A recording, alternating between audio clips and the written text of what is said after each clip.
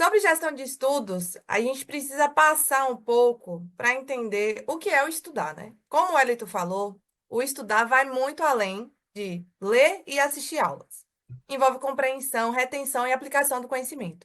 Requer estratégias ativas para a gente garantir a aprendizagem a longo prazo. E estudar para concurso tem exatamente esse detalhe, que é a retenção e aplicação do conhecimento.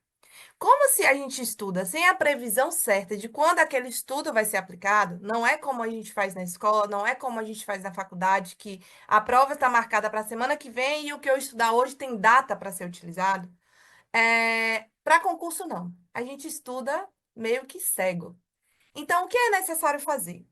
É necessário fazer um planejamento de estudo que faça sempre a manutenção daquela informação no nosso cérebro. E diante disso, os principais desafios nos estudos para o concurso é, para além dessa manutenção e de se não ter um planejamento certo de quando vai fazer a prova, quando a gente estuda em pré-edital, que é uma grande vantagem, mas a gente não tem a data certa, a gente tem um grande volume de conteúdo para dar conta. A manutenção da disciplina e regularidade. E a sensação de que a gente está estagnado. Muito pela estagnação da divulgação do edital, a gente tem a sensação de que está estagnado com os nossos próprios estudos.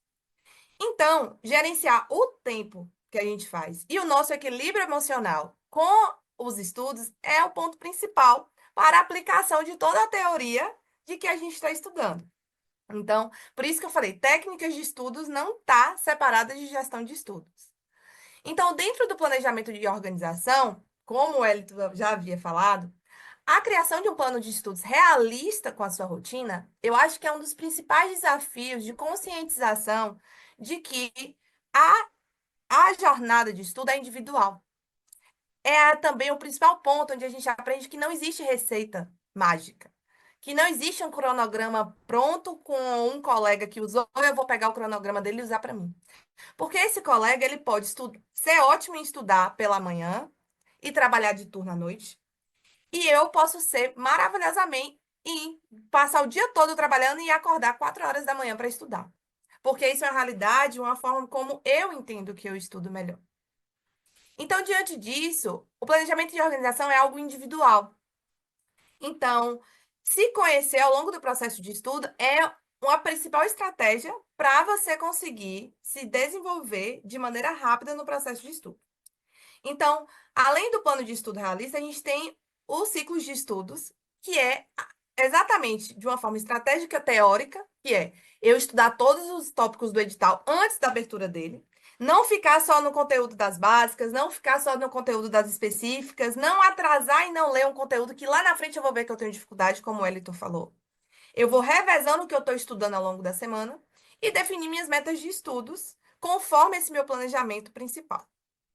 As técnicas, nem vou tocar no assunto, porque o Wellington falou maravilhosamente bem sobre todas. Técnica de Pomodoro, principalmente no mundo onde a gente é muito ansioso, onde a gente não consegue se concentrar em algo por muito tempo. Os vídeos que a gente assiste nas redes sociais têm no máximo 1 hora e meia, 1 minuto e meio. Então, assistir um vídeo de 1 hora é algo que já nos causa ansiedade prévia, sem nem assistir. Mas a técnica Pomodoro, ela ajuda um pouco nisso. Mas aí a gente entra na revisão ativa. Como o Elito falou, a camisa do Flamengo do jogo fez ele lembrar da história que tinha acontecido naquele dia. A revisão ativa, ela é os gatilhos mentais para toda a teoria que a gente usou. E aí, nisso, como que se a gente faz a revisão ativa? A gente pode fazer a recuperação ativa estudando o assunto, revisando o assunto, ou pegando alguma informação que a gente produziu. E aí, mais uma vez, vem. Fazer revisão ativa lendo resumos que outras pessoas confeccionaram sobre o assunto não é revisão ativa. Não funciona como gatilho para o que você aprendeu. Então, muitas vezes o pessoal, vou comprar os resumos de tal pessoa. Fulana, me passa os seus resumos. Não funciona para você. Para você só vai ser uma leitura comum.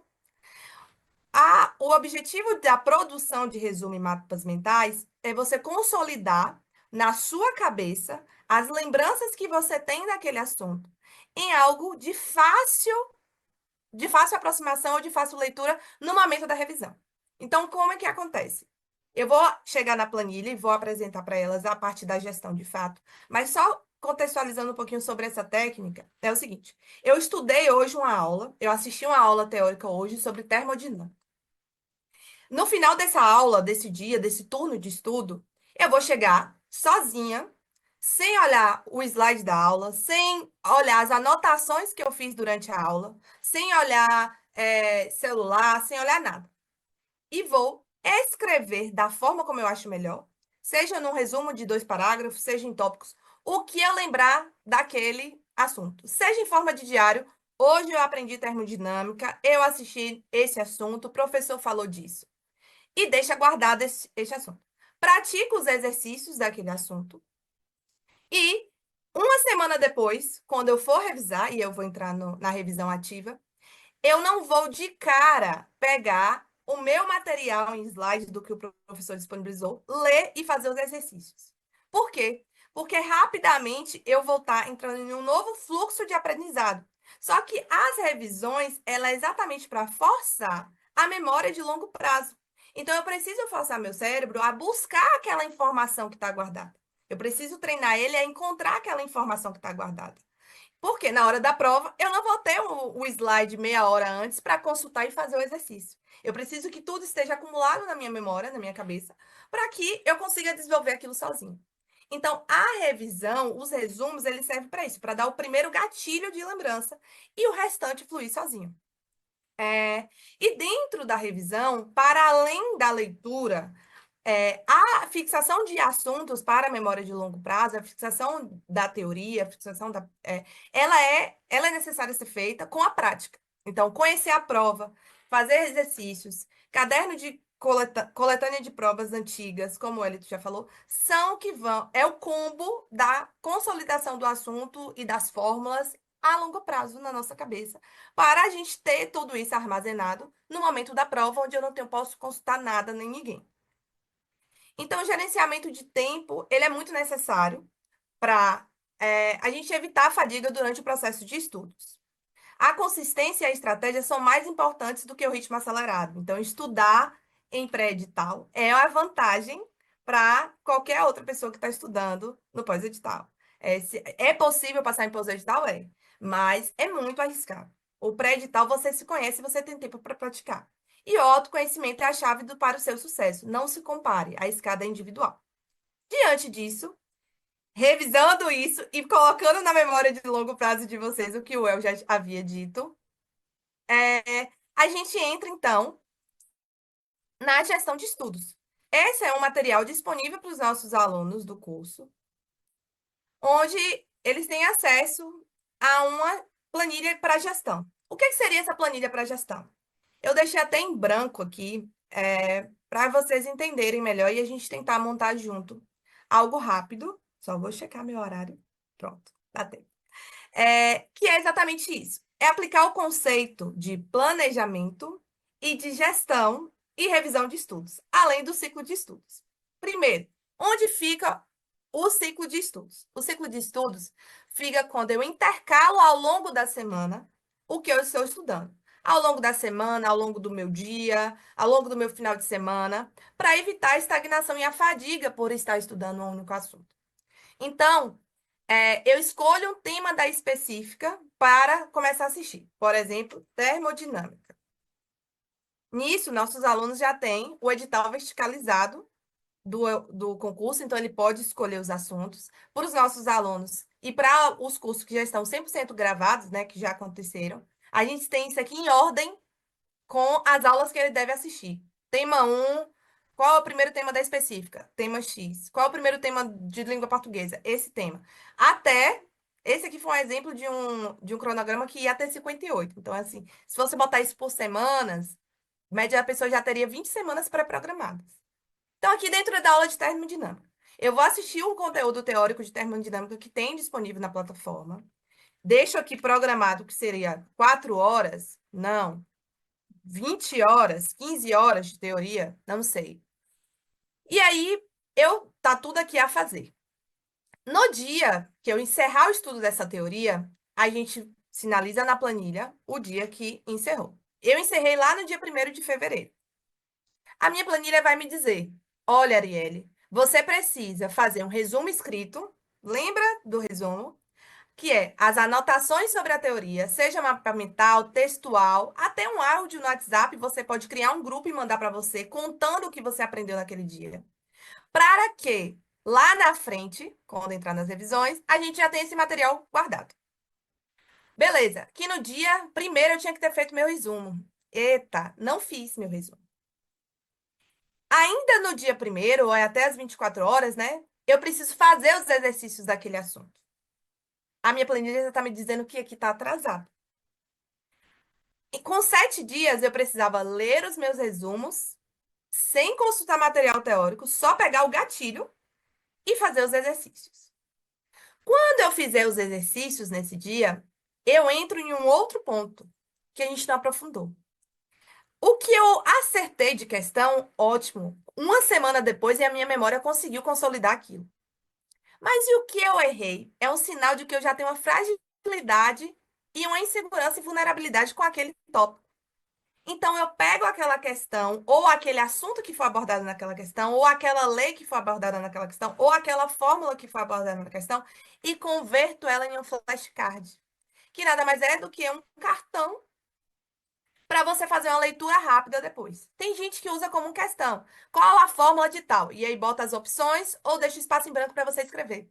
Nesse cartão, no verso tem a resposta. Então, tudo que você errar naquele primeiro momento de exercícios, que foi um exercício puxando da memória, não foi um exercício com o slide do lado para conferir, você converte esses erros em um flashcard. Para quê? Ah, neste dia eu fiz 20 questões, errei 5 questões. Eu tenho 5 flashcards. A cada. E isso eu faço todo final de semana. Se até o final do ano, olha quantos flashcards eu vou ter para estudar, e ir revisando e ir colocando na nossa cabeça aquele assunto que a gente esqueceu. Nunca mais a gente vai esquecer aquela fórmula que a gente errou. Nunca mais a gente vai esquecer aquele tópico daquela lei. Porque tá tudo ali na nossa cabeça o tempo todo, sendo bombardeado para ser lembrado. Depois, com mais 15 dias, a segunda revisão. Aqui no cronograma, percebe-se que essa aula de termodinâmica que eu supus que eu assisti no dia primeiro de fevereiro, ela teria que ter tido a primeira revisão no dia 8, a segunda revisão no dia 16. Ainda estou no jogo, ainda está no prazo. Depois, com mais 30 dias, outra revisão. Aqui, depois a gente pode postergar por revisão por mais 30 dias, por mais 60 dias. Mas o intuito é que esse cronograma seja o seu pai e a sua mãe, seja a professora da escola que pede para você fazer e você precisa seguir. E aí, quando você não fizer, quando tiver aqui atrasado e tiver o jogo dos amigos para ir, você abre a sua planilha e veja se você merece ir ou se você não tem muita pendência daquela semana para resolver. E este é como estudar e como revisar um tópico. Mas como eu vou mesclar esses tópicos? Exatamente. Segunda-feira eu estudo uma parte da teoria de específica. Na terça eu estudo língua portuguesa.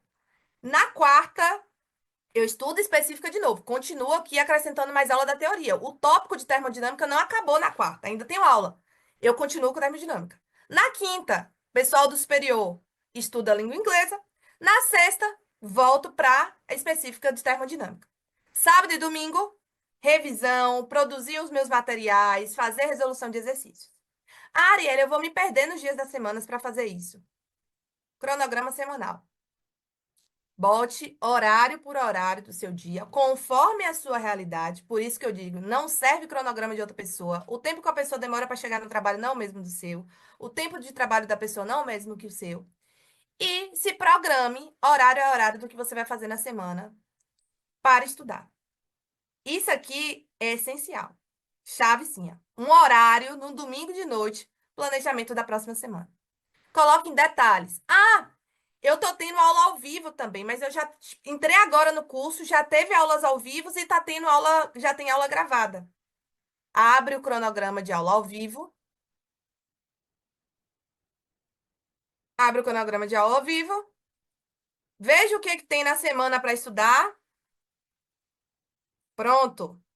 Dia 13, quinta-feira, hoje tinha aula de Marco Aurélio. Eu vou pegar o assunto. Marco Aurélio vai dar aula de quê? Equações diferenciais ordinárias. Lá no domingo eu vou ter visto isso. E vou chegar aqui na quinta-feira e botar aula de Marco Aurélio. E aí pode colocar aula ao vivo, como vocês quiserem. Deixa na cozinha azul, ajusta a formatação para ficar tudo igual. Pronto. Aula de Marco Aurélio. E aqui, aulas gravadas. Você vai colocando. No final de semana, já deixa agendado a revisão da específica. Aqui eu botei genérico, porque era um exemplo de preenchimento, mas você pode botar revisão termodinâmica, que foi o assunto que você estudou. E por aí vai. Então, esse tipo de. Aqui a gente torna real o processo de estudo. A gente vai vendo o que está sendo estudando. Na gestão, você vai vendo o edital sendo preenchido, os tópicos sendo estudados. E dessa forma, tudo vai encaminhando e vai conseguindo memorizar, matar o edital para quando a prova chegar. E não mais. É isso. Não tem muito mistério. É, de fato, disciplina e autocobrança.